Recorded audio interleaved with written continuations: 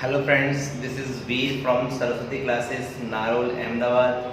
Friends, in previous lectures we have seen the types of present tense. All four types we have discussed earlier on. Now in today's session we are going to complete past tense. In past tense there are total four tenses that we are going to study over here.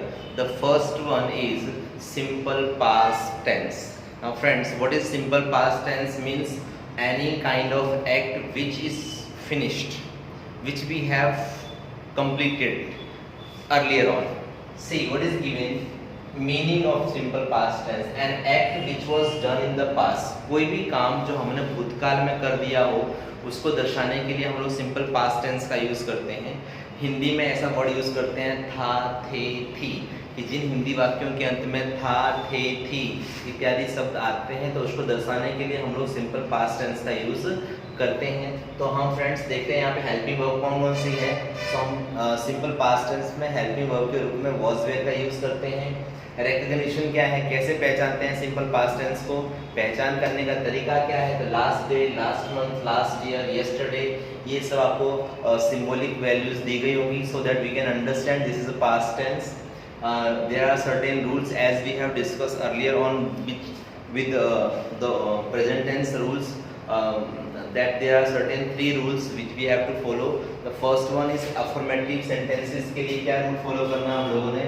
So there are two categories. First one active voice and second one passive voice. So friends, in previous lecture I have defined you what do you mean by active voice and what do you mean by passive voice. Active voice का मतलब होता है जब कोई कार्य हम खुद करते हैं, हम मतलब जब कोई कार्य सब्जेक्ट खुद करता हो किसी की मदद के बिना, then it is an active voice. When subject does his work himself और herself, that is an active voice. लेकिन जब वही सब्जेक्ट अपना काम किसी से करवाता हो, किसी को फोर्स करता हो या फिर किसी भी तरह से if he make someone else to complete that work, that is passive voice. तो सिंपल लैंग्वेज में कहें कि जब काम खुद किया जाए तो एक्टिव वॉइस, और जब काम किसी दूसरे व्यक्ति के द्वारा करवाया जाए then it is a passive voice. Okay friends, so we have two categories, we will discuss both of them. हम अफर्मेटिव सेंटेंस देख रहे हैं, रूल नंबर 1. उसमें फ्रेंड्स खास करके आपको ध्यान कर रखना है, पहले लेक्चर में मैंने आपको कहा था कि टेंस तो हम लिखवा रहे हैं लेकिन साथ साथ में आपको वर्ब फॉर्म भी कंप्लीट करनी है. वर्ब फॉर्म के बिना टेंस भी अधूरे हैं, बिना वर्ब फॉर्म के हम कुछ भी नहीं कर सकते. So verb form must be done, right. आपको क्रिया की दूसरी अवस्था कब यूज़ करनी है ये तो हम बता देंगे, यहाँ पर आप लोग याद भी कर लेंगे मान लिया, लेकिन वो दूसरी अवस्था कौन सी है इसका पता तो आपको ही होना चाहिए. ठीक है फ्रेंड्स. साथ ही साथ में इंग्लिश में अगर आपको सीखने का इंटरेस्ट है तो इंग्लिश की वोकेबलरी आपको याद होना बहुत ज़रूरी है, बिकॉज जितनी अधिक आपकी स्ट्रॉन्ग वोकेबलरी होगी उतना अधिक अच्छी तरह से आप समझ पाएंगे, बोल पाएंगे, प्रोनाउंसिएशन कर पाएंगे, और उतने ही अच्छी तरह से आप अपनी जो एक्सप्रेशंस हैं उसको शो ऑफ कर पाओगे. Because the more dictionary words you have in your mind you can use more of them, but जितना लेस आपके वर्ड्स होंगे उतना आप लेस यूज करेंगे. There are certain persons who certain try to speak in English, but after using 2 or 3 sentences he will stop over there and start to talk in their mother language or any other language which he know better than English. So this is the reason why because they don't have vocabulary in their minds and they don't know how to use that vocabulary. If you don't have, then how can you use? Simple words if I say.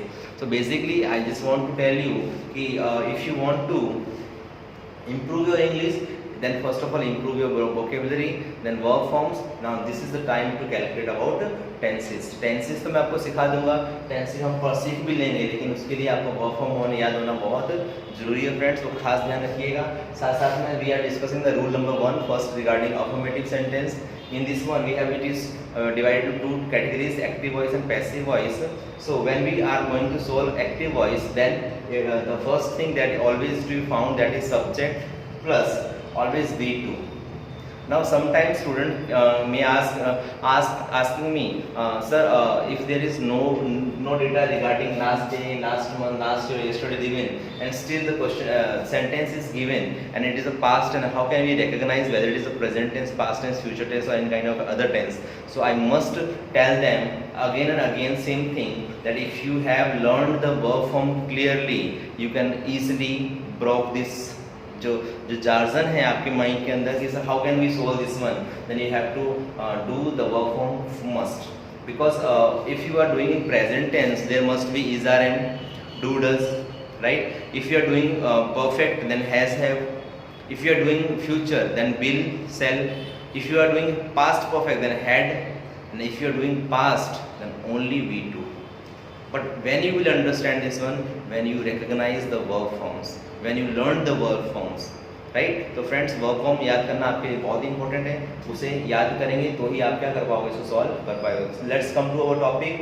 Don't go out of the topic, but it is necessary to inform you कि अगर आप tense कर रहे हो तो साथ साथ में वर्ब फॉर्म भी करिए, क्योंकि विदाउट वर्ब फॉर्म के आपके टेंस कोई काम के आएंगे नहीं. Is it okay friends? So let's start our topic. Affirmative sentence में एक्टिव वॉइस में सब्जेक्ट, सब्जेक्ट मतलब कर्ता, प्लस V2 मतलब क्रिया की दूसरी अवस्था, पास्ट टेंस में प्लस ऑब्जेक्ट एंड अदर्स. जब वो इसी चीज़ को एक्टिव वॉइस को पैसिव में कन्वर्ट करते हैं तो विल फाइंड ऑब्जेक्ट जो लास्ट फेज में वो कहाँ आ जाएगा, ऊपर आ जाएगा. और साथ साथ में V2 को हटा करके हम वहाँ पे V3 के लगाएंगे, लेकिन साथ में हेल्पिंग वर्ब यूज़ करनी है. As we are completing past tense, so past tense की हेल्पिंग वर्ब क्या होती है, was and where.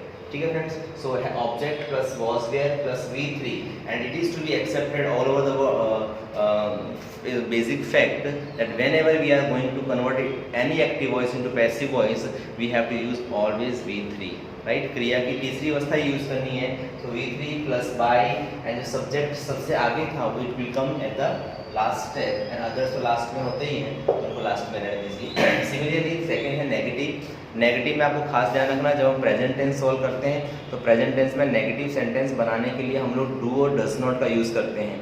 Similarly when we are in past tense, so negative sentence use करने के लिए हम डिड नॉट का यूज़ करेंगे. किसे यूज़ करेंगे, डिड नॉट का. और it is a basic fact, आप लोगों को ध्यान रखना है कि whenever we are going to use did not, we must not use the second और third form of the verb. And did not is only is to be used in active voice. Passive voice में did not का use नहीं होगा, did not हट जाएगा. In place of did we'll use will, was or were according to your object. See over here, तो negative sentence में सबसे पहले सब्जेक्ट आएगा, फिर आएगा did not, then V1. मैंने क्या कहा, जब भी did का यूज़ करना है साथ में क्रिया की पहली अवस्था यूज़ करनी है. No second, no third form, only the first form of the verb to be use. क्यों?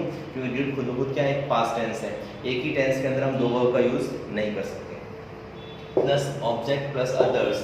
When we convert it into passive voice, तो ऑब्जेक्ट जो पीछे था वो आगे आ जाएगा, डिड हट जाएगा, वॉज वेयर लग जाएगा. अकॉर्डिंग टू ऑब्जेक्ट सिंगुलर है तो वॉज हो जाएगा, और प्लूरल है तो क्या हो जाएगा, वेयर हो जाएगा. ठीक है friends?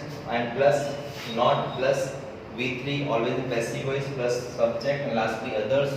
If we are going to do interrogative sentence, interrogative sentence का मतलब होता है फ्रेंड्स प्रश्नार्थ वाक्य, जिसमें प्रश्न की गंध आती हो, प्रश्न पूछा जाता हो. At that time will use this sentence. लेकिन जैसे कि आप जानते हैं कि जब भी इंट्रोगेटिव सेंटेंस बनाना है तो आप सबसे पहले इंट्रोगेटिव सेंटेंस के लिए इंट्रोगेटिव वर्ड भी यूज़ करना पड़ेगा ना.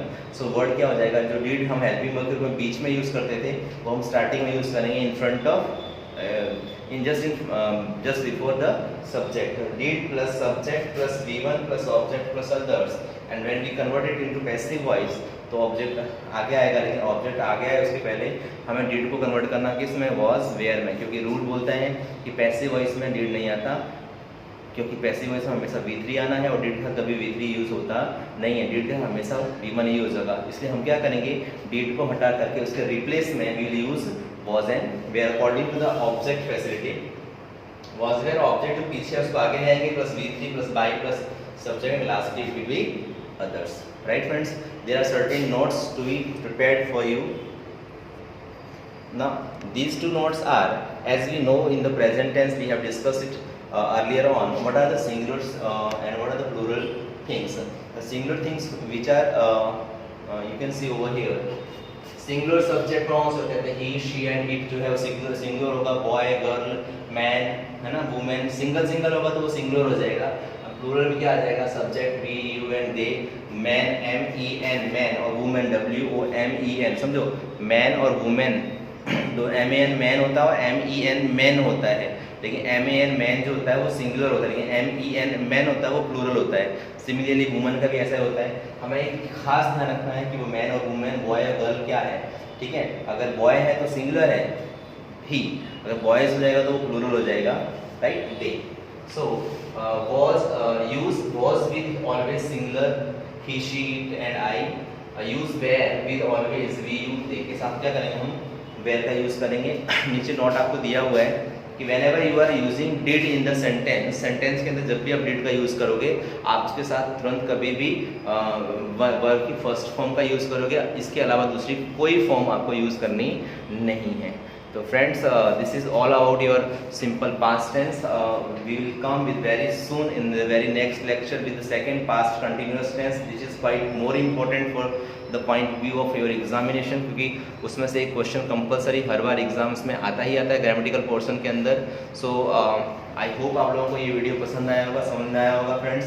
सो इस वीडियो को लाइक कीजिए, शेयर कीजिए, सब्सक्राइब कीजिए और साथ में जो बेल आइकॉन बटन है उसको दबाना मत भूलिए, सो दैट जैसे मैं नेक्स्ट वीडियो अपलोड करूँ आपको उसको तुरंत उसकी इंटीमेशन आपको मिल जाए और आपको उसकी घर बैठे क्या मिल जाए, स्टडी करने की जो मटेरियल है वो आपको घर बैठे क्या हो जाए, प्रोवाइड हो सके। ठीक है friends, so if there is any kind of query regarding simple past tense और any other things you can call me और मैसेज मी और text me over there, you comment session में आप मुझे जवाब दे सकते हैं। फ्रेंड्स, टिल देन आप इसे प्रिपेयर कीजिए, साथ साथ में वर्ब फॉर्म भी प्रिपेयर कीजिए, verb form are very important for you. और वोकेबलरी जो सेकंड पार्ट है वो आपको याद करना बहुत ज़रूरी है। वोकेबलरी के हर एक वर्ड को ध्यान से पढ़िए, समझिए और याद रखिए, so that you can use more and more English words at your home or anywhere else where you are working or anything else, do anything else. ठीक है friends, so do all whatever needed. Next video में लेकर जब तक मैं आता हूँ तब तक आप घर पे रहिए, सेफ रहिए, सुरक्षित रहिए और घर पे ही स्टडी करते रहिए। See you till next video, we are coming very soon. Till then, bye bye.